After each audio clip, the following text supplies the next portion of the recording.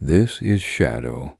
He's 14 years old, a gentle chocolate Labrador who's only ever known how to love, forgive, and trust. And yet, over the past year, I've watched him suffer in ways no animal and no guardian should ever experience.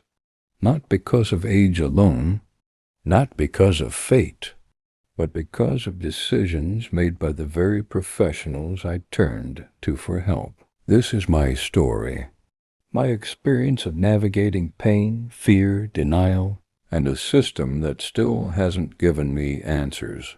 Shadow has lived a long life, every gray hair earned, every tail wag a small act of hope. At 14, he deserved gentleness, caution, and informed care. But instead, I found myself entering a maze of contradictory advice, dismissive explanations, and treatments I later learned were controversial or potentially unsuitable for a dog his age and condition.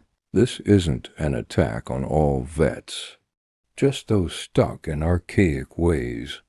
This is a look at what can happen when communication fails, accountability evaporates, and trust is misplaced.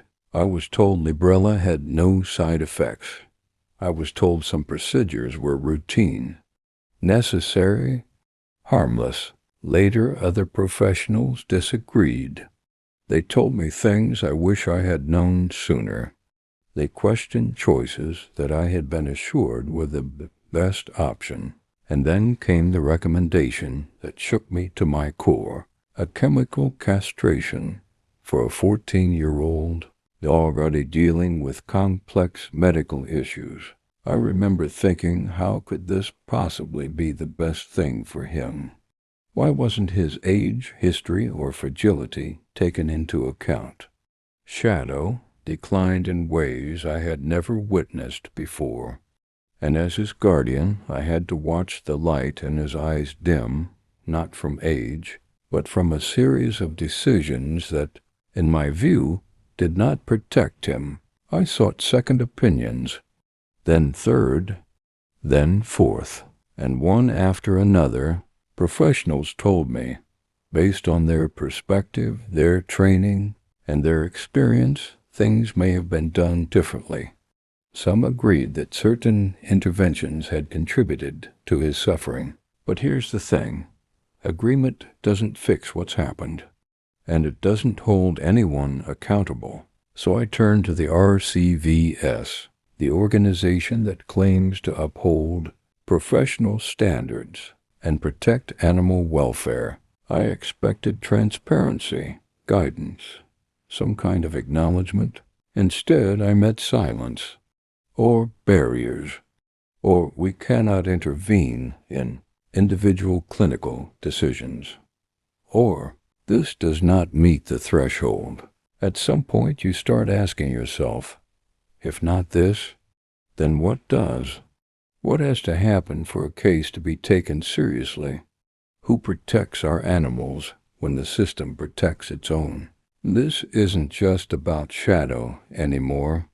His suffering raised bigger questions. Why is informed consent so inconsistent? Why are side effects sometimes dismissed or minimized? Why do guardians feel powerless when raising concerns?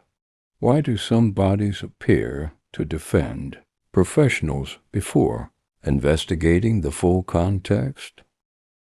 Why is accountability so rare when outcomes are severe? These are systemic issues, not personal grudges, and they deserve scrutiny.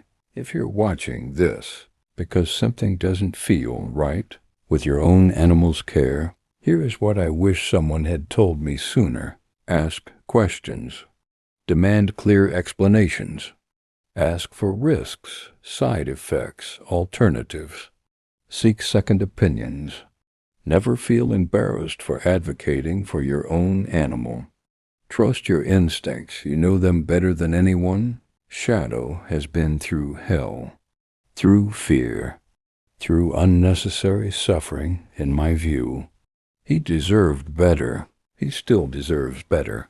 And maybe by speaking up, by telling his story, by exposing the gap between what should happen and what often does, maybe we can make this system safer for the next shadow. And the next, and the next. Thank you for listening, for caring, for standing with me and with Shadow, for standing with every animal who cannot speak,